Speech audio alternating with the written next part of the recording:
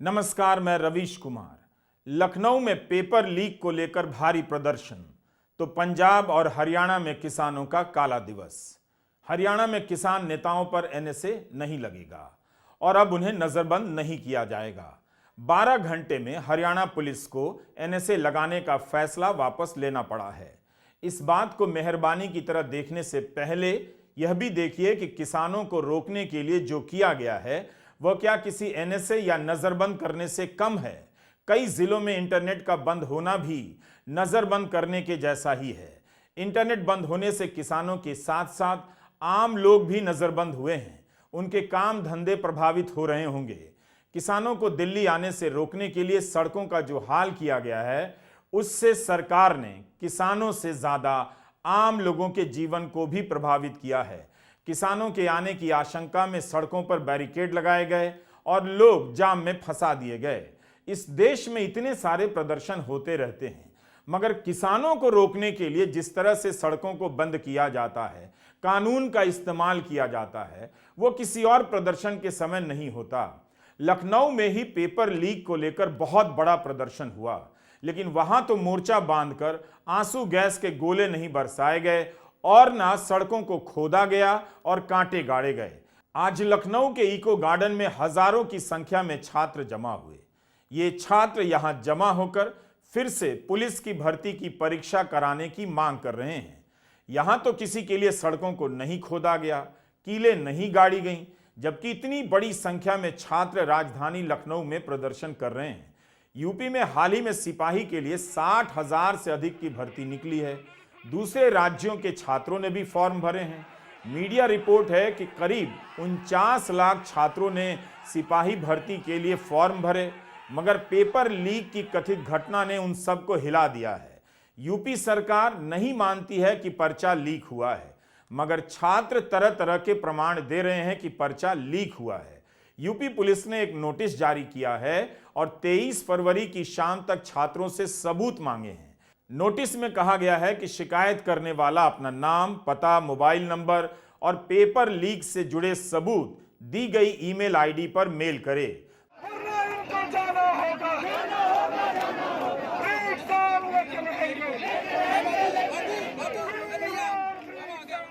प्रयागराज में भी RO ARO की परीक्षा के पेपर लीक को लेकर लोक सेवा आयोग के दफ्तर के बाहर प्रदर्शन हुए हैं।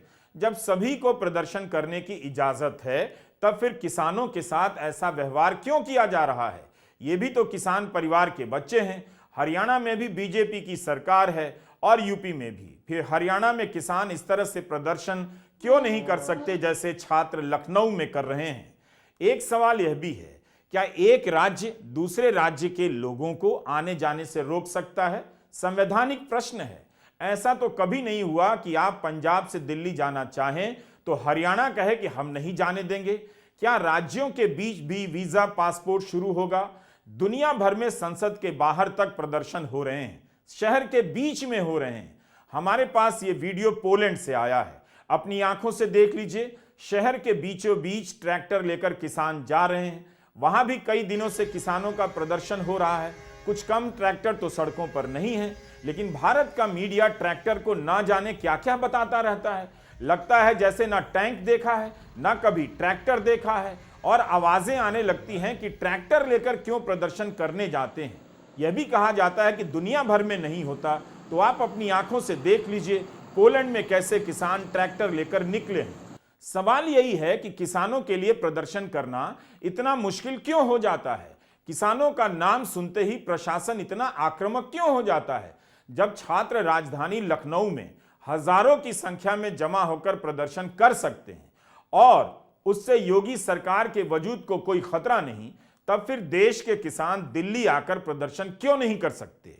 क्यों हर बार किसानों के आंदोलन के सामने पहाड़ खड़ा कर दिया जाता है? उन्हें अमीर बताने से लेकर आतंकवादी बताया जाने लगता है। अभी कुछ दिन पहले मराठा आरक्षण को लेकर बड़ी संख्या में लोग मुंबई आए।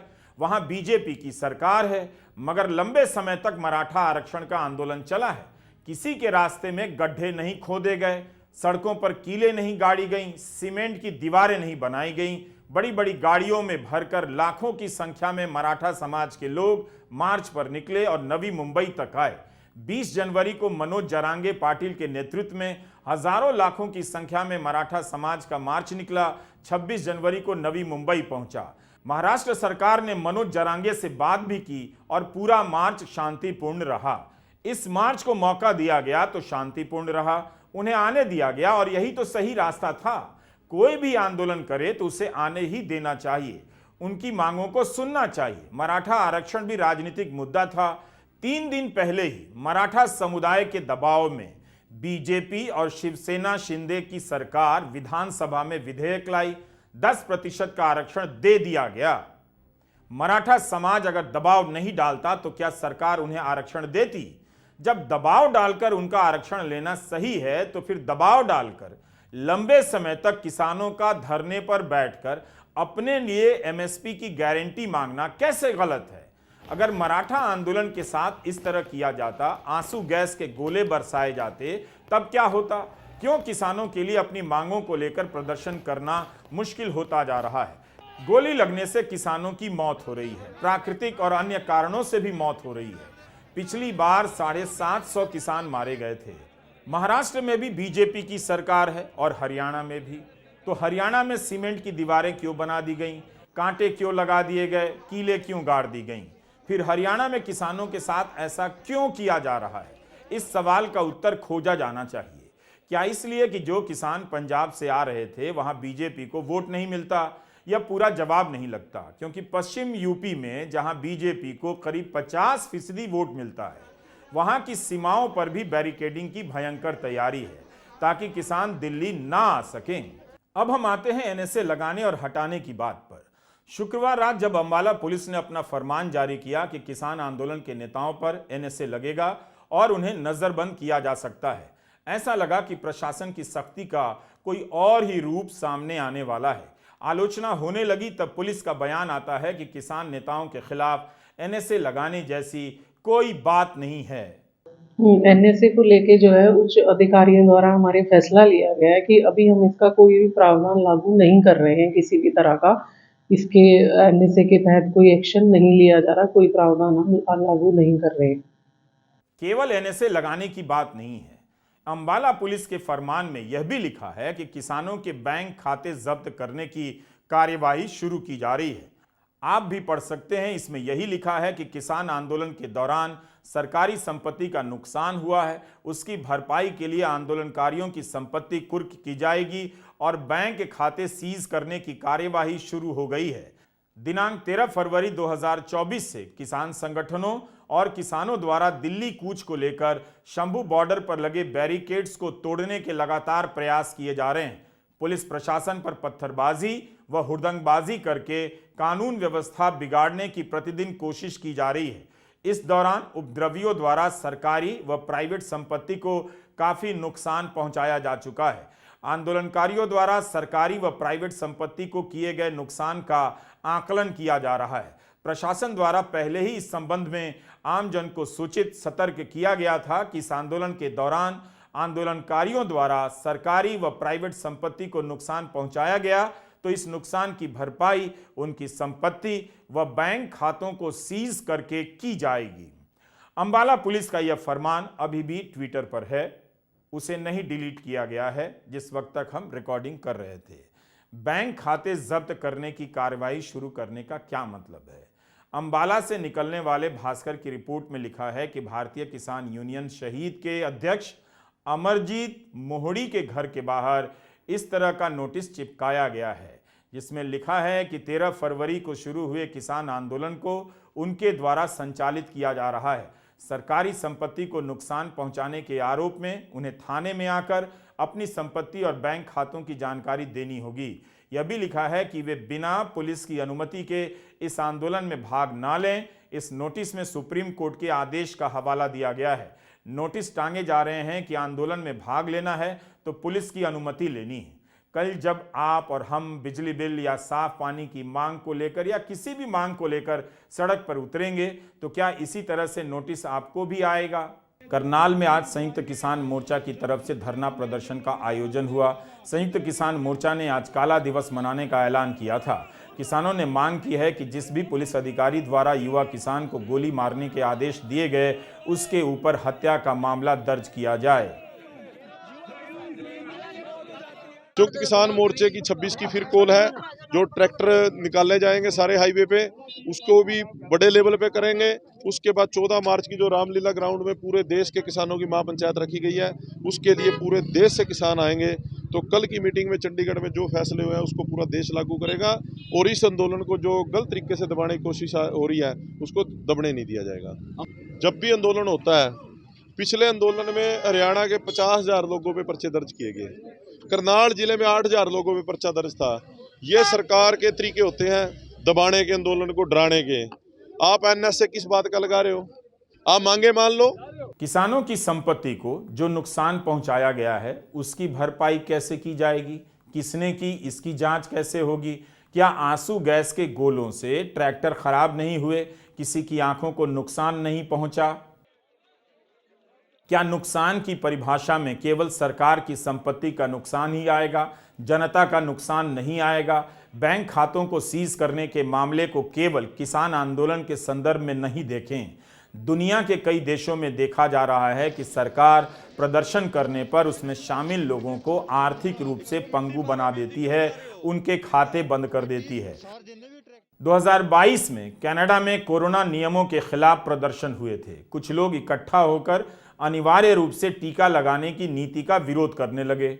ट्रूडो की सरकार आपातकाल एक्ट की घोषणा कर देती है, प्रदर्शनकारियों के बैंक खाते फ्रीज कर देती है। सरकार का नियम था कि अमेरिका कनाडा बॉर्डर पार करने वाले हर ट्रक ड्राइवर को वैक्सीन लगवाना होगा। इसके विरोध में जो लोग शामिल हुए प्रदर्शन में, उनका बैंक अकाउंट जब्त कर लिया गया था। कि मांगों को लेकर आंदोलन करना हमारा मानव अधिकार है, तो इसको कैसे प्रताड़ित करने के लिए आप हमारे ऊपर एनएसए लगाओगे? देश के किसान मजदूर पर एनएसए लगाया जाएगा, उनके घर के परिवारों को, बच्चों को परेशान किया जाएगा, हमारी औरतों के साथ बदतमीजी से बात की जा रही है। किसान ने देश का पेट भरा और आज पुलिस की गोली से हमारा एक साथी शहीद हो गया है। 3 शहादतें और हो चुकी हैं मोर्चे के ऊपर। सैकड़ों की संख्या के अंदर किसान, नौजवान, बुजुर्ग घायल हो चुके हैं, गंभीर रूप से घायल हैं।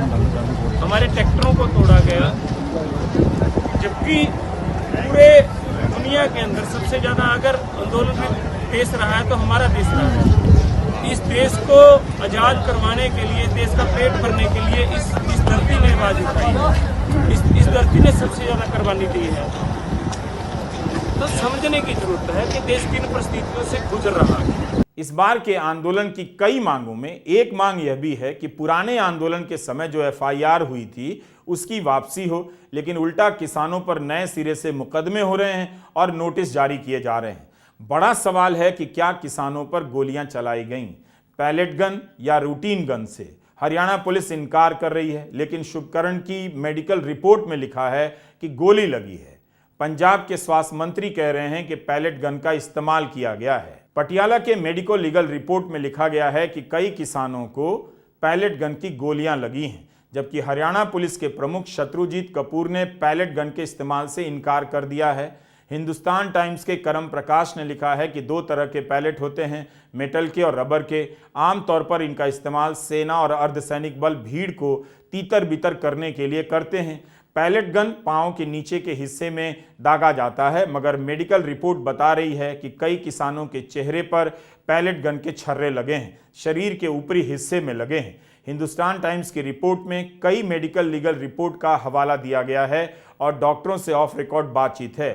पैलेट गन से शरीर अपंग हो जाता है, आंखों की रोशनी चली जाती है। दैनिक भास्कर की शिवांगी सक्सेना ने भी शंभू बॉर्डर पर मौजूद किसानों के बारे में लिखा है कि उनके शरीरों से पैलेट गन की गोलियां निकली हैं, मगर पुलिस पैलेट गन चलाने से इनकार कर रही है। 47 साल के किसान बलविंदर सिंह के शरीर पर पैलेट गोलियों के 50 से अधिक निशान गिने गए हैं। उनके गले में, चेहरे पर, बाईं आंख से मेटल के टुकड़े निकाले गए हैं। 2016 में तत्कालीन गृह मंत्री राजनाथ सिंह ने कहा था पैलेट गन का इस्तेमाल अति विशिष्ट परिस्थितियों में ही किया जाएगा। उस समय इसके विकल्प पर विचार करने के लिए कमेटी बनाई गई थी, लेकिन यहाँ किसान आंदोलन में साफ दिख रहा है कि किसानों के शरीर पर लगे ये छर्रे किस चीज़ के हो सकते हैं। पंजाब के स्वास्थ्य मंत्री डॉक्टर बलबीर सिंह ने भी कहा है पैलेट गन का इस्तेमाल हुआ है। डॉक्टर बलबीर सिंह खुद भी आंखों के सर्जन हैं। उनका कहना है कि इसकी वजह से 3 किसानों की आंखें चली गई हैं। उन्होंने 10 से ज़्यादा किसानों के पैलेट गन से जख्मी होने की पुष्टि की है। यह सब अखबारों में छपा है। यही नहीं, सोशल मीडिया पर एक वीडियो वायरल हो रहा है। इस वीडियो में पुलिस का एक जवान गोली चला रहा है। दावा किया जा रहा है कि यह किसान आंदोलन से ही है, मगर हम अपने स्तर पर इसकी पुष्टि नहीं कर सकते, इसलिए यह वीडियो नहीं दिखा रहे। किसानों को समझ लेना चाहिए कि स्टेट से, राज्य से, सरकार से उनका रिश्ता बदल चुका है। किसान भारत की जनता के सबसे बड़े और प्रभावशाली समुदाय तो हैं, मगर उनका राजनीतिक प्रभाव समाप्त हो चुका है। किसानों को मीडिया से जो सहानुभूति मिला करती थी वो अब प्रशासन को मिलने लगी है। कांग्रेस पार्टी ने एक पुरानी तस्वीर जारी की है। किसान नेता तत्कालीन प्रधानमंत्री मनमोहन सिंह के बिल्कुल करीब बैठकर ज्ञापन दे रहे हैं। 1 साल तक आंदोलन करने के बाद भी किसान नेताओं से प्रधानमंत्री मोदी ने इस तरह से आमने सामने बिठाकर बात नहीं की। ऐसा क्यों हुआ, यह किसानों को सोचना चाहिए। एक हमारे प्रधानमंत्री हुआ करते थे जिन्होंने नारा दिया था हमारे देश को, जय जवान। और आज हमारे देश में एक प्रधानमंत्री हैं जो नारा दे रहे हैं जेल जवान, जेल किसान। जय किसान नहीं, जेल किसान। तो यह हकीकत है। बौखलाई हुई है, घबराई हुई है, परेशानी में है मोदी सरकार। बहुमत दिखाई नहीं दे रही है। कुछ भी कहें, 370, 400, कोई नंबर, कोई आंकड़ा लें, पर वो जान गई है कि सत्ता में आना उनका वापसी बहुत मुश्किल हो रहा है दिन बाय दिन। तो यही वजह है कांग्रेस पार्टी के खाते को बंद करना, निजी कंपनियों को तंग करना, किसानों को जेल में डालना। ये सब असली चेहरा मोदी सरकार का देश के सामने दिखाई दे रहा है। इसका एक जवाब यह है कि जब आप धर्म की राजनीति करते हैं, मूर्ति और सम्मान की राजनीति करते हैं, उसे असली राजनीति समझते हैं, तो आपके मुद्दे नकली लगने लग जाते हैं। आंदोलन पर निकला किसान सारा समय इसी बात की सफाई देता हुआ थक जा रहा है कि वह आतंकवादी नहीं है, खालिस्तानी नहीं है। अब प्रदर्शन करना पहले से मुश्किल हो गया है। सरकारी संपत्ति के नुकसान का कानून तलवार की तरह लटक रहा है। किसी के लिए प्रदर्शन करना आसान नहीं रहा। कई बार संपत्तियों का नुकसान पुलिस की वजह से भी होता है। उसके पास अनेक रास्ते होते हैं। प्रदर्शनों में अफरा तफरी मचाने से लेकर और कई भी तरीके होते हैं, लेकिन ऐसे मामलों में हमेशा प्रशासन का ही पक्ष भारी होता है। देखिए, हमारे फेसबुक अकाउंट, ट्विटर हैंडल बंद किए गए हैं। हमारे नाम पर जितने भी लीडर्स हैं, फेक अकाउंट, फेक फेसबुक आईडियां खोलकर पोस्टें डाली जा रही हैं। हम कृपया आपके माध्यम से अनुरोध करेंगे पूरे देश को कि उन पे यकीन मत करें। हमारे ट्विटर हैंडल और हमारे फेसबुक पे बंद पड़े हैं और डुप्लीकेट चीजें जाके भड़काई सामग्री सरकार के द्वारा डाली जा रही है और यहाँ शरारती तत्व सरकार के द्वारा भेजे जा चुके हैं। हम इस सभी को इस मोर्चे की रक्षा करने पड़ेगी और इसको पीसफुली ढंग से चलाना पड़ेगा। किसानों के हक में बोलने वाले जम्मू कश्मीर के पूर्व राज्यपाल सत्यपाल मलिक के घर पर छापा पड़ गया। उस समय मलिक अस्पताल में थे। सत्यपाल मलिक ने पुलवामा में हुए आतंकी हमले को लेकर कितने गंभीर आरोप लगाए, जम्मू कश्मीर में भ्रष्टाचार के आरोप लगाए। 22 फरवरी को सीबीआई का छापा पड़ गया। जिस मामले में छापा पड़ा है उसमें मलिक ही विसिल ब्लोअर थे। सत्यपाल मलिक ने ट्वीट किया कि वे अस्पताल में भर्ती हैं, बीमार हैं, फिर भी तानाशाह द्वारा सरकारी एजेंसियों से छापे डलवाए जा रहे हैं। मैं किसान का बेटा हूं, इन छापों से घबराऊंगा नहीं। मलिक ने यह भी कहा कि उन्होंने भ्रष्टाचार में शामिल जिन व्यक्तियों की शिकायत की थी उनके यहां जांच न करके मेरे आवास पर सीबीआई द्वारा छापेमारी की गई। मेरे पास 4-5 कुर्ते पायजामे के सिवा कुछ नहीं मिलेगा। आज भी सत्यपाल मलिक ने एक बयान जारी कर कहा है कि सीबीआई के प्रवक्ता ने बताया है कि मेरे आवास से भारी मात्रा में नकदी और विभिन्न शहरों में मेरी संपत्ति होने की बातें कही गई हैं, जो बिल्कुल सरासर झूठ है। मुझे बदनाम करने के लिए मेरे ऊपर झूठा लांछन लगाया जा रहा है। मेरे पास गांव में जो मेरी पैतृक संपत्ति थी वो बहुत पहले बिक चुकी थी। हाँ, मैंने एक फ्लैट जयपुर में बैंक से ऋण लेकर लिया है जिसकी किस्तें मेरी पेंशन से कट रही हैं। इसके लिए मेरे ऊपर कर्ज ही कर्ज है। सरकार अगर वो चाहे तो उसे ले ले। कांग्रेस पार्टी और आम आदमी पार्टी ने इन छापों की निंदा की है और सत्यपाल मलिक के पक्ष में बयान जारी किया है। ये बहुत सारे लोग हैं जो बड़ी बड़ी बातें कहते हैं कि अरे अब तो 300 पार जा रहे हैं, 370 पार जा रहे हैं, 400 पार जा रहे हैं। 400 पार जाने वाला आदमी अपने एक्स गवर्नर एक बुजुर्ग आदमी के घर सीबीआई नहीं भेजा करता। ये 400 पार के लक्षण तो नहीं है। किसी भी पॉलिटिकल साइंस के स्टूडेंट से आप पूछ लीजिए, 400 पार के लक्षण तो प्यार मोहब्बत के लक्षण होते हैं। ये नफरत के लक्षण तो हारने वाले के लक्षण होते हैं। जो आदमी डर रहा होता है, जो आदमी हार की कगार पे खड़ा होता है, ये उसके लक्षण होते हैं। पंजाब सरकार ने ऐलान किया है कि शुभकरण के परिवार को 1 करोड़ का मुआवजा दिया जाएगा। उसकी बहन को नौकरी दी जाएगी। खबर आई है कि देर रात्रि खनौरी बॉर्डर पर एक और किसान की मौत हो गई। इनकी पहचान बठिंडा जिले के गांव अमरगढ़ के दर्शन सिंह के रूप में हुई है। 13 फरवरी से ही खनौरी बॉर्डर पर थे। कल हमने आपको किसान शुभकरण सिंह के घर के हालात के बारे में बताया था, जिसके ऊपर कर्ज था और परिवार की जिम्मेदारी। दर्शन सिंह के परिवार का कहना है कि वे दिल के मरीज थे और धुएं से सेहत बिगड़ गई। पहले समाना अस्पताल ले जाए गए, फिर वहां से पटियाला रेफर किया गया, वहां मौत हो गई।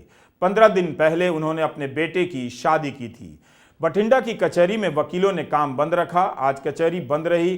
जिला बार संघ ने तय किया था कि 23 फरवरी को कोई काम नहीं होगा। बार संघ ने शुभकरण सिंह की मौत और पुलिस द्वारा की जा रही ज्यादतियों की निंदा की है। शुभकरण भी बठिंडा जिले के थे। किसान आंदोलन राज्य व्यवस्था को एक्सपोज कर रहा है। किसानों को लागत के अनुपात में कीमत नहीं मिल रही है। यह सबको पता है। यह भी कि किसानों की आमदनी घटती जा रही है। मगर जैसे ही किसान आंदोलन करने आते हैं, मीडिया इन्हें अमीर बताने लग जाता है और प्रशासन रास्तों में गड्ढे खोदने लग जाता है। नमस्कार, मैं रवीश कुमार।